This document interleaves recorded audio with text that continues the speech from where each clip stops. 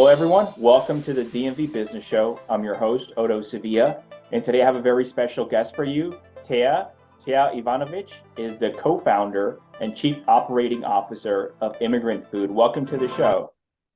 Thank you so much for having me, Otto. The pleasure is all mine. Before we go into your personal and business journey, Téa, if you can give the audience just a brief general overview in case they haven't heard of or know of, what is Immigrant Food? Of course, Immigrant Food is a restaurant group that started in Washington, D.C. in November 2019, a very good time to start a restaurant, 3 months before the pandemic.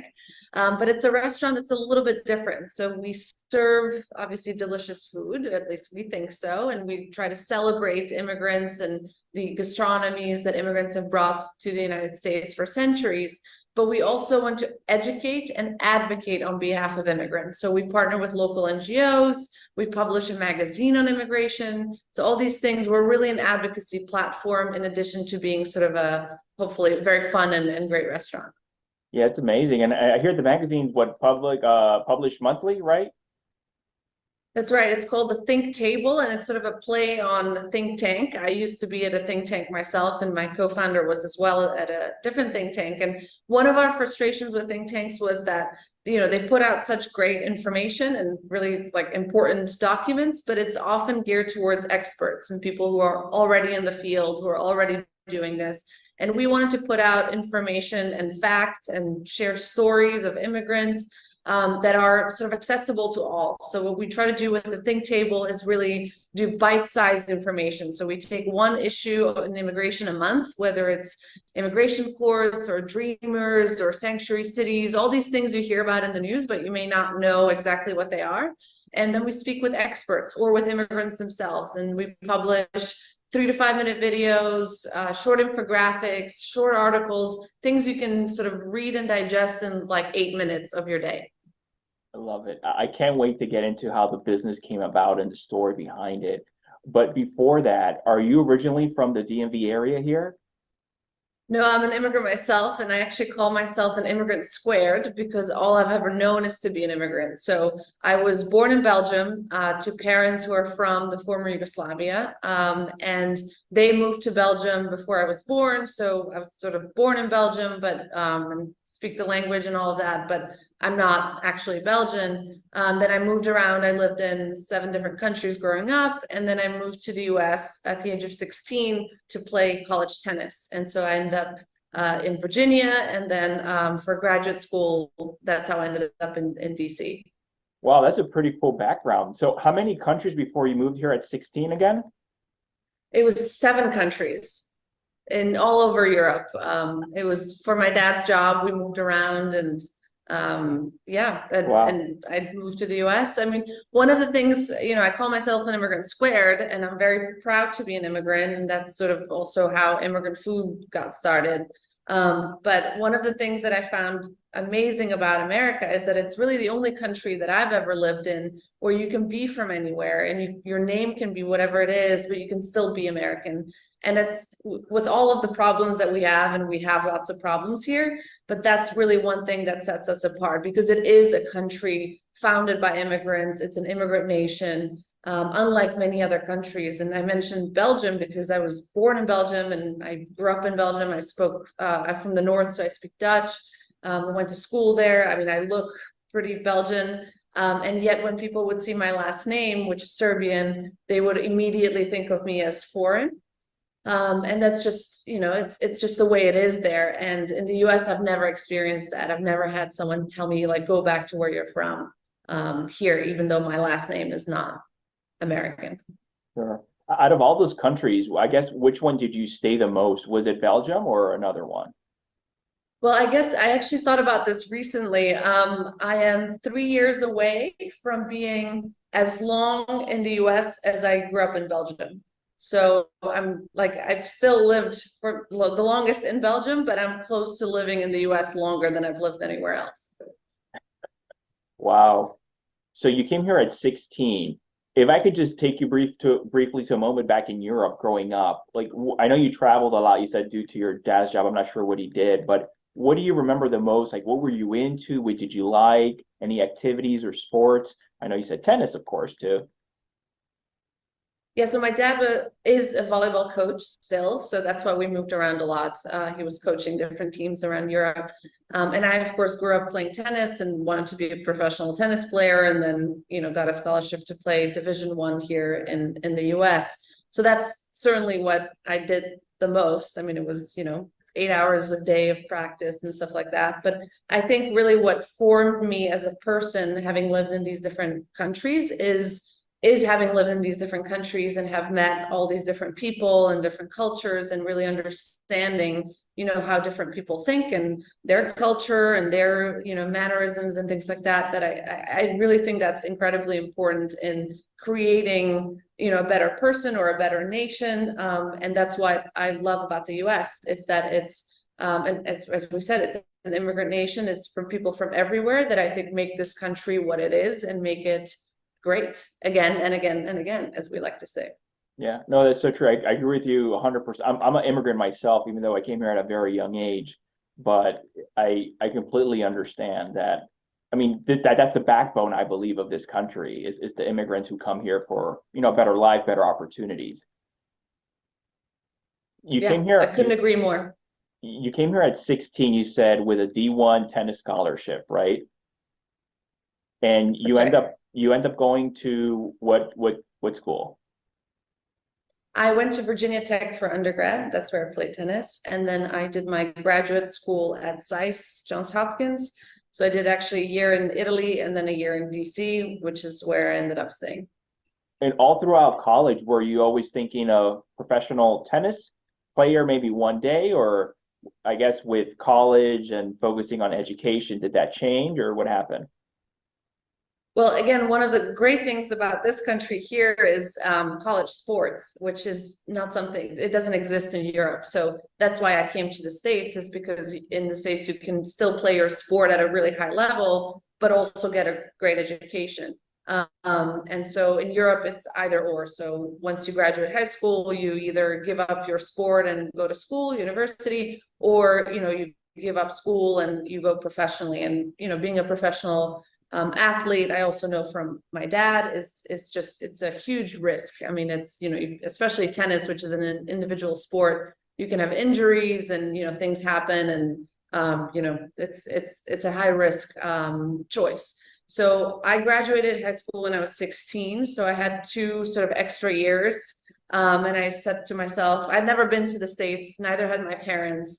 And I got this offer, I got a few offers from different schools, and I said, okay, let's try this. And if I hate it, I'll just, go back and it's fine, because I have these 2 kind of extra years.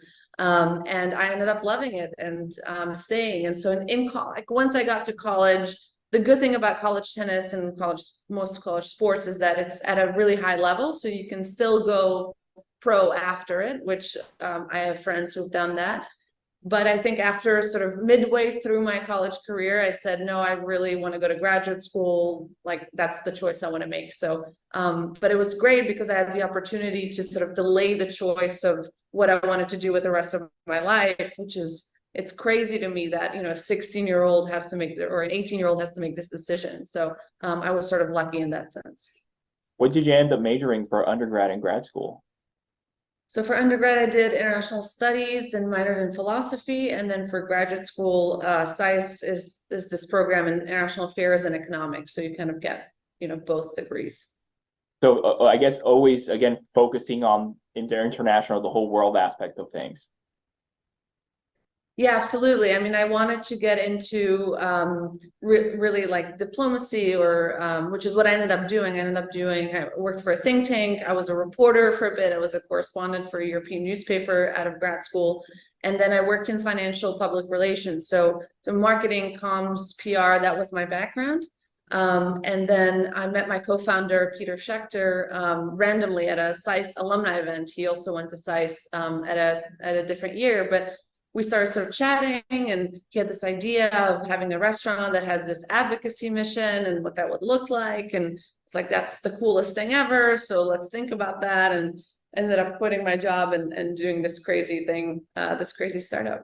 Wow. When you guys met for the first time, you and your co-founder, Peter, I guess the whole process and thinking about it to when actually it happened, how long was that period of time? Yeah, it's a good question. I mean, we met sort of in the winter of 2018, 2019, like early 2019, I guess. And then I joined in June 2019, and then we opened our first location in November 2019. So, between May and November was, setting up the company, thinking through the branding, which is really how I joined, is to work on the branding and the comms, because that was my background. And setting all of that up, thinking through what would the restaurant company look like and feel like, and what would guests experience when they come in. That was sort of my role. And then as the pandemic happened, I ended up taking more and more responsibility. So I ended up doing the operations and actually managing the restaurant. And then also the financials and that portion. With an economics degree, it was sort of, I had the theory, but I had never really run my own business. But I ended up doing that as well. And, 4 years later, we're still around, which is great. Yeah, no, that's amazing. You mentioned the pandemic. So how did the pandemic affect business? Oh my gosh. How did it not affect business? I think there's no aspect in which it didn't affect. I mean, I think it was a complete shift in the way we approached everything. And we had only been around for 3 months, so we were still, getting the kinks out of the actual operations. I mean, understanding the business, the restaurant. So it was incredibly difficult. I mean, in March 2020, there was no one on the street. There was a mandatory closure by the mayor of DC, and so we were closed for a few weeks, along with all the restaurants. Then we really pushed to reopen so that we could start rehiring some staff. I mean, it was, unbelievably difficult. And, I'm sure we'll go through more details, but it was just an unbelievable journey, really. And it's really been throughout, like, I would say halfway through 2022, which I don't think a lot of people talk about, that, we still had the pandemic effects of like vaccine requirements and mask requirements. And it's really this year that we're sort of, at least for the restaurant industry, at least coming out of it in 2023. Wow, it must have been crazy, especially like you mentioned, just being open a couple months and then boom, shut down. I mean, it was crazy. And I think in a way, I mean, I don't like saying it, but it was in a way a blessing in disguise, because I think that we learned so much about the business that we wouldn't have otherwise. And I mean, when the pandemic hit and we literally did not have the funds to rehire all of our staff, I was, serving, I was running food, I was washing dishes, I was doing all the different jobs. And I believe as a business owner and as a leader, you have to know all the roles in your business. And even if you don't do them as well as they do, I mean, I'm never going to be as good as a bartender as my bartenders, or as good as line cook as my line cooks. I mean, I won't, but I have to understand sort of what they go through. And I think that in a way the pandemic allowed for that, because otherwise, once you open, it's so crazy. If it was a normal time, that I don't know if we would have gotten, if I would have gotten to the same level of understanding every aspect of my business as I do now. Yeah, you just mentioned everything you were doing there as far as hands to the business. I'm sure when you were back in grad school, you weren't thinking of, hey, one day I'm going to open a restaurant. How was that, I guess, pivot for you, working at a think tank prior to that, to now totally different industry, different niche? Yeah, it's a great question. I mean, I see a lot of parallels between professional sports or high level athletics and the restaurant industry. And the parallels are mostly when it comes to stress levels and managing so many things at the same time, which every job, really every position in the restaurant industry is that. It's you're like having to manage many balls that are in the air. Some of them are on fire, and you're managing this on a daily basis. And I think that level of stress and just, doing things quickly and getting things done is very similar to what I experienced like growing up and playing tennis. And so I think on that side, I really understood the very core of the industry, even if I had never served or had never ran food or whatever. But I think I really value and appreciate that aspect of it and the grind of it every single day. And that is what really kept me going. And I've really enjoyed it. Like even those moments when, you know, if you're in the restaurant industry, you're at the expo and you feel like you're so overwhelmed because there's so many things on the screen. And that sort of thrill, that adrenaline is very similar to what you feel as an athlete. And so I think that is what really connects me to this industry. Great. You know, I feel that our background and our past experience always helps us. And I know you working before with sort of media and everything. And I mean, you've done a fantastic job. I mean, you know, Forbes 30 under 30, entrepreneur. If someone is listening to this and they're a business owner, and obviously one of the main things is to promote their services, their product, their business, whatever it may be, how can they go about there and just raising awareness that, hey, I'm here, open for business?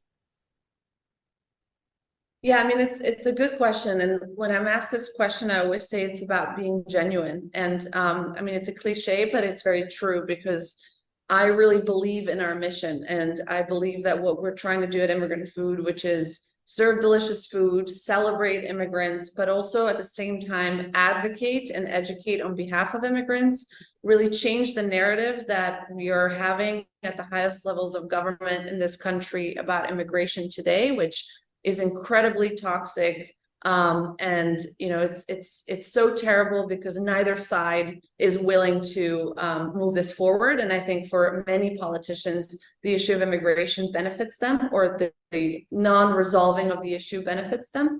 And that needs to change because people on the ground think immigration is good for this country. I mean, there's a Pew Research poll that is done, a Gallup research poll that is done every year since 1992. And it shows that 8 out of 10 Americans believe immigration is good for this country. So that's an example of something that I really believe in. I'm an immigrant. I feel it every day. I'm proud to be an immigrant. And so I want to fight on this for this cause. And so that's something that I think naturally comes out. And I often hear people say, oh, you know, you come off as really genuine. And I'm like, yeah, because that's really how I feel. I'm not trying to spin anything. I'm not trying to, you know, use sort of PR tactics. I'm really just sharing what we're trying to do in a very genuine way. And I would say, if I had to recommend something, I would say that, which is, you know, try to find your niche and what you believe in, no matter what it is, and then share that with the world. Now, as far as sharing it though, were people just, you know, contacting you, or did you have to be proactive and reach out to the market and say, this is our cause, this is what we're doing, come visit us, come learn more about what we're doing? Yeah, I mean, when we opened, our first location is of Immigrant Food is right next to the White House. And that was very intentional because we wanted to send that message of, you know, at a White House in 2019, it was an administration that did not believe immigrants are good. And so we wanted to have a restaurant that says Immigrant Food next to that White House. And so when we opened there, we never thought we would be that close to the White House. We got really lucky. But when we opened there, we got a lot of press interest. So, you know, a lot of press wanted to talk to us and wanted to understand what we're trying to do. And so it was easy to share that story, again, because it's something that we all, you know, my whole team believes in very strongly. So, you know, that's what we're trying to do. And then, you know, on a daily basis with social media or digital marketing or whatever it is, it's really, again, just stressing that same point and the same, the core message of who we are as a company. If someone were to visit any of your locations, what can they expect when they come in as far as environment, as far as cuisine and food they would be tasting? Yeah, I mean, we want our guests to have a very layered experience. And what that means is that when they come in, they can have, you know, lunch or happy hour dinner or brunch, and they can just have a really good time, have a few drinks and enjoy themselves and go home. And, you know, they'll get to experience some new dishes, maybe something that reminds them of like some travel or family or whatever it is. And, you know, they go home and that's fine. Or they can come in and do that same thing, but also, you know, scan our, what we call our engagement menu. So we obviously have a food menu, we have a drinks menu, and then we have this thing called an engagement menu where every Sunday we put out 5 ways that you can, as a guest, come in and engage with the community, whether it's, you know, signing a petition or attending an event or volunteering somewhere, et cetera. You can kind of pick your, choose whatever you want out of 5 things, and it changes every week. So they can do that when they come in. That's like kind of a second layer, or a third layer. They can, attend an event that we have. We often have events at our locations that are either fun events, like we have an immigrant comedy night coming up on September 7th, or it's more of a serious event where we talk about asylum in the United States. Or they can, join the think table and watch that. And so they can sort of pick and choose how they want to engage. And that's why we call it sort of layered, because it's, they can peel the layer, whether they come in once or they come in every week or whatever they do, they can make it their own experience. Because what we don't want to do as a company is push this, what we believe in down people's throats. I mean, it's there, we wear it proudly on our sleeves, but it's up to the guests to pick their experience. But when they're coming in, it's also as far as the food and what they would be consuming, the guest. Does it vary? I mean, absolutely. We have a lunch menu, like a happy hour and dinner menu, and then a brunch menu. We also do lots of events too, like catering and events too. But so it varies. I mean, we change up the menu. Of course, seasonally we'll change things up, but we also like to change things up when something's happening. So for example, when President Biden and Vice President Kamala Harris were inaugurated, we created a lunch bowl that is in honor of Kamala Harris's immigrant heritage. So it's Jamaican and Indian. And it's one of the most popular bowls because it's sort of different, and it combines these two cultures and these two gastronomies that you might not think that could combine well, but they actually really do. So that's sort of what we like to do, is we like to promote that and promote that diversity. Or we work with organizations. So we work with a local NGO called Tables Without Borders that helps refugee and immigrant chefs find jobs in the industry. And so our chef mentored two of those chefs to create specific bowls that honor their heritage. So we have a bowl called the Persian Plantains and Peas, which is an Iranian bowl. And then we have a West African gumbo bowl, which is honoring the chef who's from the Ivory Coast, but really all of West Africa.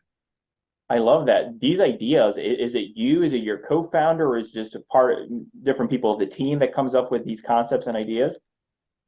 I mean, it's certainly teamwork. Okay. When it comes to these things, it's, ideas, like you can have an idea, but then, when we chat about it, we really have a great team. So we get to talk to each other very straight. And I think that's one of the great things about being like a startup, where you have a small team and you can share thoughts and be really honest and direct. And I think from that stems, really come through very good ideas.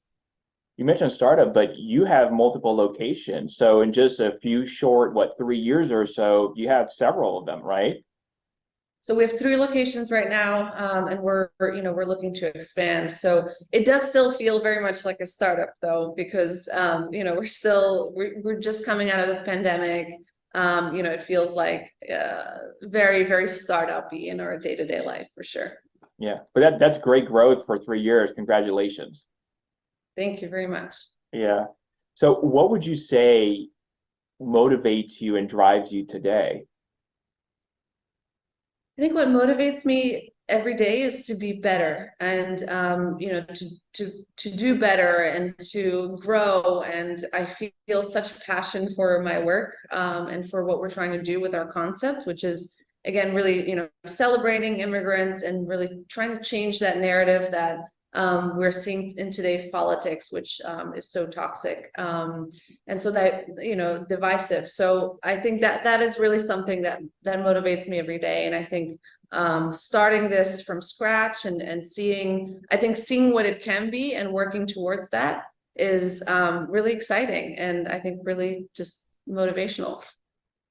I hear a lot of times right now, well, many industries, but especially restaurant industries, when I'm talking to clients, as far as having a hard time hiring. And obviously not everyone's different, but we've talked about your team here. How do you go about, I guess, finding the right people to place in the right roles for your team? Yeah, I mean, a team is the most important part of any business, and it's hard to find people who are the right fit for the team, because so many different reasons why someone makes a good fit for the team. It's not just their skills; it's personality matches and motivation and passion, etc. And I'm really lucky to say that, we have a really great team, and I love working with every single one of them. And, I think we've had not as hard of a time hiring in the last few years, which a lot of our like restaurant peers have. And I think a lot of the big reason for that is really our mission. And I think our retention rates are really high because people want to work for a company where they agree with the values. And so, for example, we have two of our now kitchen managers at two different locations. Were one of our first line cooks that started and then grew into their roles as managers. So that's the kind of work. I mean, one of our general managers at one of our locations was a server, then became a shift lead, and then became a manager. So these are the types of things that we want to do. We want to create, career opportunities for people who want to grow in that role. And I think one of the things about the restaurant industry that I think is sort of sad is that people don't see it as a career. But I think some of the most dynamic, intelligent, interesting people are in the restaurant industry. And I just wish that more people saw themselves, growing in it and developing their skills and, their personalities as they grow in this industry. It's so true. I mean, there's so many different roles you can do within the restaurant industry, and depending on the group, whether is your front facing or just sort of back admin type of office that, but it's not really talked about much. No, absolutely. And I think, for a growing company, there's so many roles to fill. And we're lucky. We have one or two interns every semester, which is very rare for a restaurant company, but it's really because of all the advocacy and all the marketing efforts that we do. So interns get a really kind of dynamic and different experience. And, I've interned a lot in my life in both undergrad and grad school. And I always say, to the interns is, this internship is what you make it. I mean, I will give you a lot of rope, and, you do with it what you want. I mean, if you want more, you can come to me. There's always more to do. It's a startup. That's what it is. And there's always something, we can think through stuff, we can create stuff together. So I think that for me, that's really exciting because I like to be challenged by my work. I don't like to just come in and, 9 to 5 and then I'm done and then I don't think about it. I think that's totally fine. There's plenty of people who do that and I respect that. I'm not like that. And I think the restaurant industry is not like that. So I think it attracts a certain kind of person. And I just wish it had a little bit of a better rep of like, you can grow a lot and do a lot and kind of make it your own. I'm curious, you mentioned the interns and you had good luck as far as hiring people. How do you find them? Is it through word of mouth? Is it referrals, or are you finding them more some other places online? A lot of it is word of mouth, which is great. So that's certainly one way. Another way for interns specifically, we post on like LinkedIn or Handshake, which is for, undergrad like students. And, for restaurant jobs, of course, we post on the major sites like Culinary Agents or Homebase or whatever. But I always like when it's a referral because that's always fun. It's someone who someone through someone, and that's, you kind of grow a network like that. What advice would you give someone if they wanted to open their own restaurant, or maybe even just a business that may not be in the restaurant space? So, for a restaurant, I would say really think it through before you do it.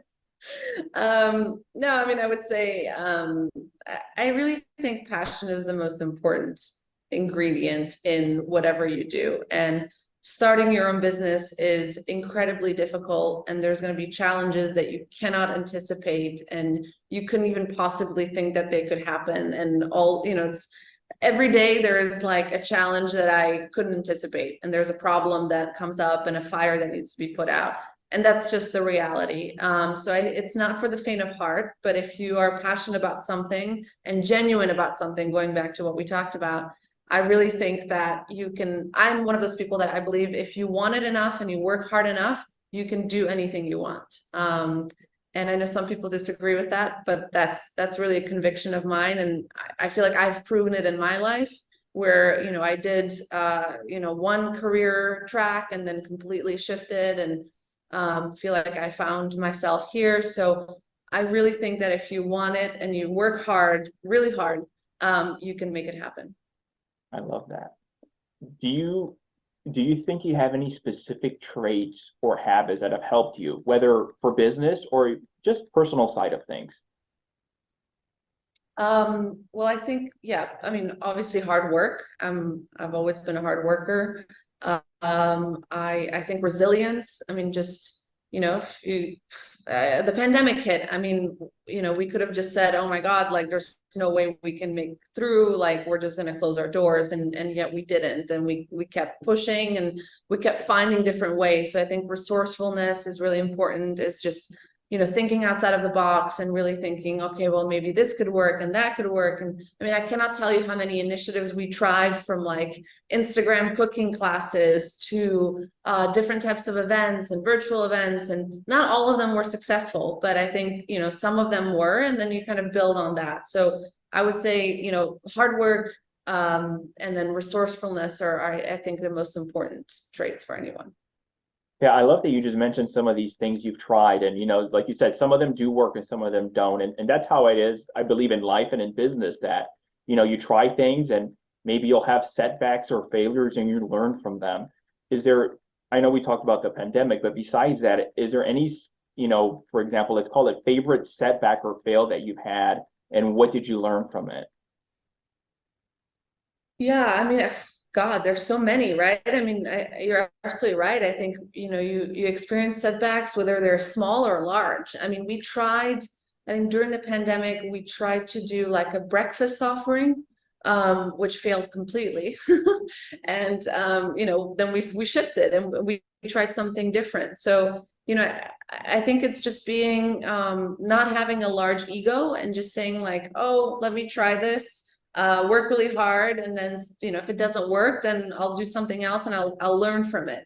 I know these are all cliches, but they're cliches for a reason, and they're really true. And then we, after the breakfast thing, we said, okay, breakfast doesn't work, but like brunch will work, because we're like a fun place to do brunch at. And then we worked really hard to create a brunch offering, and that was a huge success. And we still have brunch, and it's very popular. So I think, those are the things, like you learn from that and then you apply those learnings to something completely different. Yeah, no, that's so true. I was just talking the other day this week with another restaurateur, and we were talking about just the business and how it's so capital intensive, whether you're starting off with the whole build out and construction and equipment, unless you're finding a second gen space. How was it for you, especially the growth you've had in just the 3 short years with multiple locations? That's exactly right. I think the biggest challenge for restaurants is capital, is access to capital. And I think I'm lucky in the sense that I have, a co-founder who is a longtime restaurant investor, has those contacts, and is, and is a man. I mean, it's much harder for women in this industry, and I think in many other industries, especially when it comes to access to capital. I mean, I cannot tell you how many times we go into a meeting, Peter and I, and we're both the co-founders, so we're, equals in that sense. And, the potential investor will not even look at me, because I'm a woman and I'm pretty young. So, I think these things make it really difficult to succeed. I mean, let's be very honest. I think capital is really difficult. I think what we've tried to do is also, we've been lucky with a really great group of friends and family investors who really believe in the concept before we even started, and they've invested in it.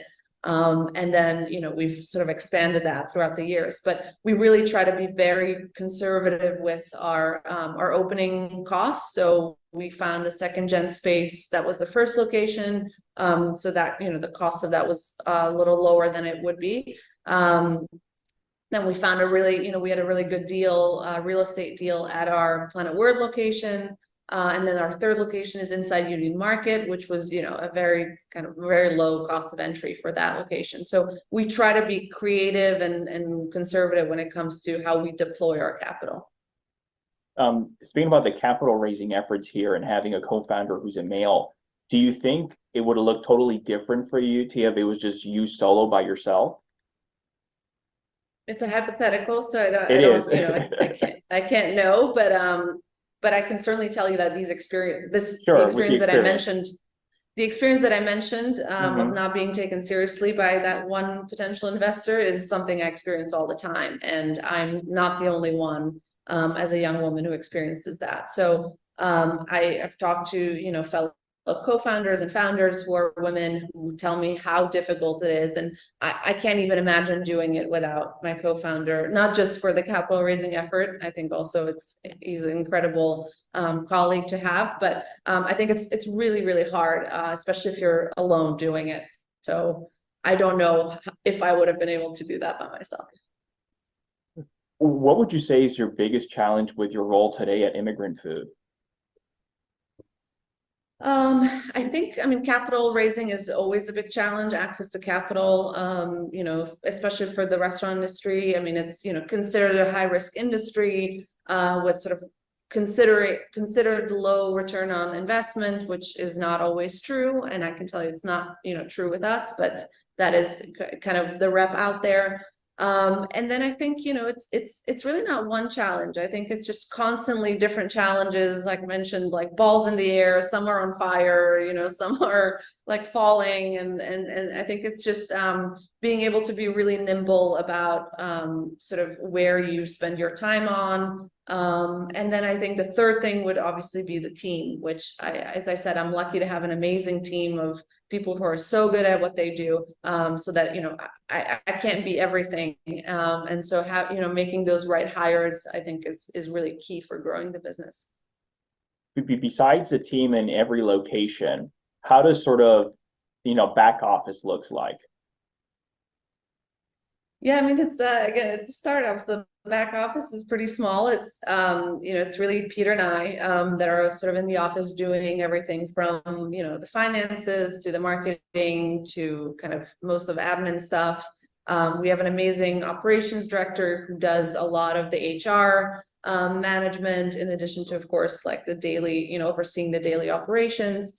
So, that's really it when it comes to kind of the back office. Because, we cannot afford a large overhead, we work with a lot of great consultants. So whether it's, media or digital marketing or events, I mean, we've, again, tried to be very creative when it comes to deploying capital, and consultants is often the way to go until you reach that kind of threshold where you can actually hire in-house. Mhm.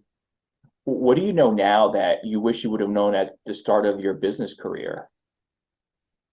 Oh my God, that's a really great question. What would I like to know now that I know now? I think it's really again a cliche, but it's really believing in yourself. I think, as a young person coming out of like college or graduate school, you always think that like older people know exactly what they're doing, and like you don't know, so you have to just defer to them. And then you realize that's like not true at all. No one knows what they're doing. Everyone's figuring it out. And your opinion, of course, take that with a grain of salt, but your opinion matters just as much as someone else's. Again, I think experience is huge and a huge part of that. And I really believe in that. But I think that, just trusting yourself more with like ideas, some crazy ideas that I had that I didn't even share, then I would see someone else doing it and I would like kick myself and think, oh, well, I should have just said it and gone for it. Do you think that confidence that comes through time and experience, or what? Certainly for me, I mean, I think I've over the last 4 years, I think it's one of those things like you fail at certain things and you succeed at other things that really grows your self-confidence. And just knowing that whether you fail or succeed, you're gonna be okay and you're gonna make it through. And just having that trust in the process and knowing that like you'll figure it out, I think has given me so much more confidence. And just knowing that I'll figure out a way, right? I'll think outside of the box and I'll figure out a way to get around it. Great. When you hear the word success, what's the first thing that comes to mind? What do you think of? What does that mean for you? I mean, for me, it's again a cliche, but for me, it's really the process. And I think in everything that we've done, where I feel like, we've reached an opening, let's say we open something, or when I don't know, when I was awarded the Forbes 30 under 30. I mean, those are all like amazing milestones, and like I'm really happy about them and honored. But I think it's when I think back of the 4 years, I don't think about those successes. I really think about like the daily grind that I had with, one of our chefs or Peter, or like the difficult times that we had when we were running food and we were overwhelmed and there was no one on the streets and we were trying things out. And I think about that. And when I think like, oh, that's success for me, because I think that whole process I've enjoyed so much. And when you look back at it, you think like that's success. I love that. You lived in all these different countries. So how many languages do you know? So I speak 4 languages. Yeah. English, obviously. So What English, else? Serbian, I speak Serbian at home. Okay. Dutch, and then I guess I would say 3.5 because I speak. I had French in school since like the 3rd grade, so I think it's very rusty at the moment, but I can get by. And then I'm learning Spanish because most of my staff are Spanish speaking, and I always joke with them. I say, well, I want to learn and understand everything, so you can't talk behind my back. So that's a work in progress, though. And for you, what's, I guess, home for you? The language that you feel, I guess, most closely to. What would you consider that? Do you mean language or location when you say Language. home?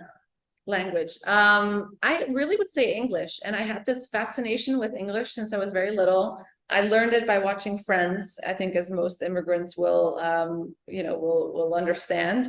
Watching like the show Friends and learning through that, listening, to Britney Spears. I mean, I'm a 90s girl, so I think, like that, like I learned English. I taught myself English when I was like 4 or 5, and I always knew that I wanted to go to school in English. It was like this, weird fascination I had. So I think English, just because I've, been here for a long time and work is in English and school was in English. And then, Serbian at home is, speaking with my family. That's an easy one, but I'm starting to lose my Dutch, which is kind of funny because now I have a really good friend of mine who's Dutch here in DC, and we end up shifting to English all the time. And it's incredibly annoying because I'm always like, no, but I have to speak Dutch. And yeah, it's hard. So we talked about language. Now, what about home? What would you consider home physically, home?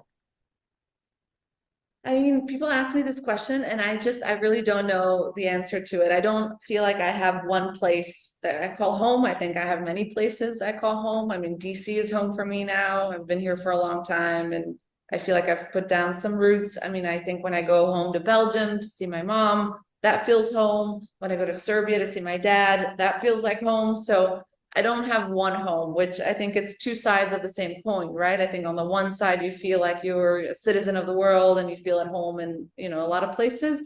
On the other side, you don't have one home that you really connect with, that other people have. So I think it's, both good and bad at the same time.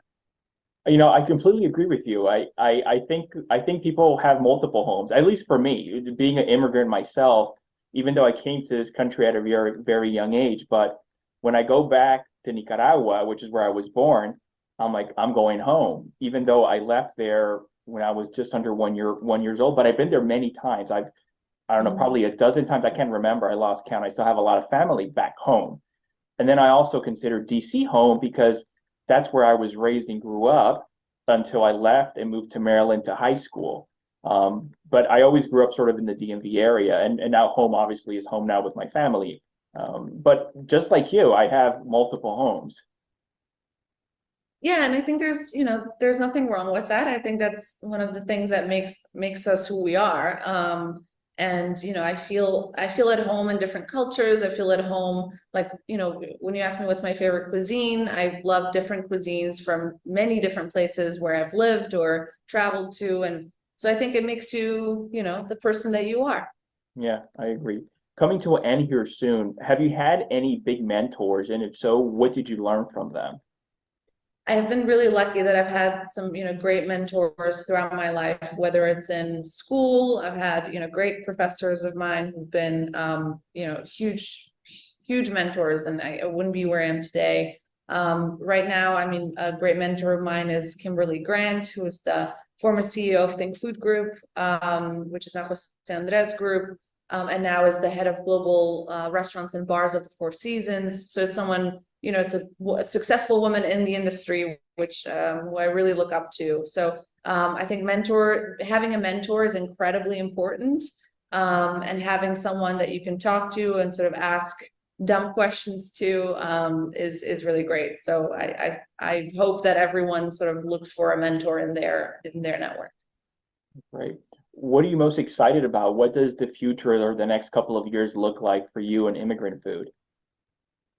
Oh my gosh, well, I hope that we will continue to expand. The idea is to expand in the DMV first, and have 4 to 5 locations here.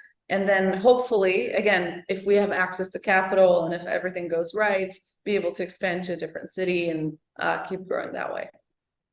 When you're looking to expand here, is there any specific, for example, criteria, let's say demographics or neighborhood? What do you look for as far as this is the right location to open the next one? Sure. I mean, I think when we're thinking of new cities, this is one of the fun things that we do over, a glass of wine or multiple glasses of wine, where we chat about sort of, what cities make sense for immigrant food, like demographically, psychographically. And I think when it comes to that, I mean, we want to open in cities that are, not necessarily, I mean, hopefully, believe that immigrants are good for this country, but also that are interesting places to have that discussion and that debate, because we don't shy away from talking about it and from discussing it with people. So, interesting cities are, cities that are in sort of blue islands in red states. So whether it's, Georgia or North Carolina or Texas, I think those are all interesting states. And then there's cities within them that I think would make sense for us. And then in the DMV itself, I think, now we have 3 locations in the district. And so we'll be looking at expanding probably in the suburbs where I think we can have, a good presence as well. Are you thinking Virginia or Maryland? Yeah, I mean, we're looking at both. I think, Virginia, Arlington is really interesting, given sort of the demographics that are changing and growing. And, I certainly think we'll be looking there. What's your typical footprint or size that you like to go into? So right now our locations are sort of between, around 2,500 square feet, except for Union Market, which is, stall, but the other 2 locations. So I would say, between that and I think at this point we can go a little bigger. So I would say between 25 and maybe 3,500 at the moment. With some outdoor seating would be nice, right? That's right. That's right. That's really helped us a lot. And we've been lucky that we have outdoor seating at both locations, which was also huge during the pandemic. So yeah, that's great. So when you're not busy working, what do you like to do for fun in your free time? That's a difficult question. For me, like, working is fun, but no, I like to work out. I think that's a really important thing for me to also mentally just, stay grounded.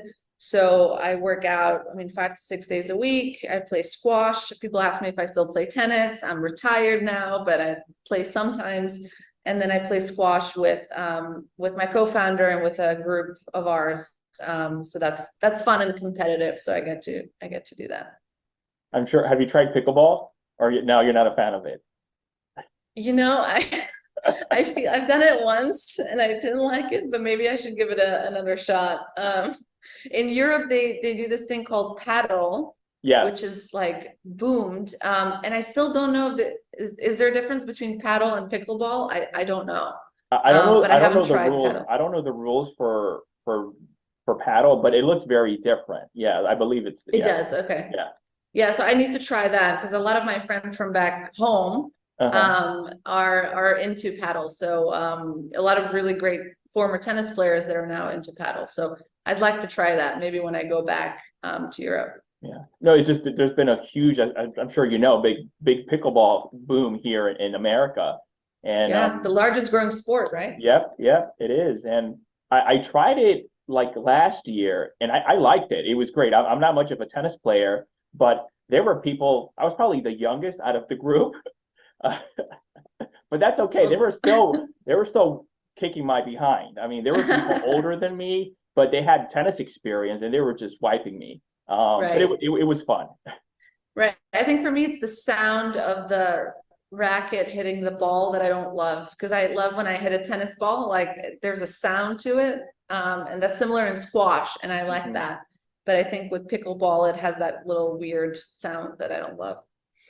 You told me you like to work out at least 5 to 6 times a week. I mean, that's sort of every morning my thing. That's just me time just for me. Exactly. And it's even a point that my wife sometimes notices when I don't work out, and she's like, "You need to work out," because I'm a very different person around her or the kids. Do you like to do something, or is there a go-to that you like to do, or as far as workouts? Yeah, I completely agree, and I feel the same way that if I don't work out, I'm a different person. So I like to do I do strength training in the gym like 2 to 3 times a week, where it's me time. I listen to Post Malone, and I'm in the zone, and that's really fun. And then I go to Barry's boot camp with my girlfriends, and so then we do that, which is fun. And then I do some kind of yoga at home to like decompress. So, and then squash, of course. So I think I want to do like a varied workouts, whether it's strength or cardio. I think it's important to have a little bit of both. Yeah, no, I agree. If people want to learn more about you and Immigrant Food and all your locations, where can they find out some more information? Well, they can go to our website, immigrantfood.com, and I'd love it if they would follow us. It's at Immigrant Food on all the social media platforms, and of course to come by the restaurants. We have 3 in Washington D.C., 1 next to the White House, 1 in Union Market, and then 1 on 13th and K Street. Yeah, thank you so much for coming on. Thank you so much for having me. Great conversation. Take care. Bye-bye. Bye.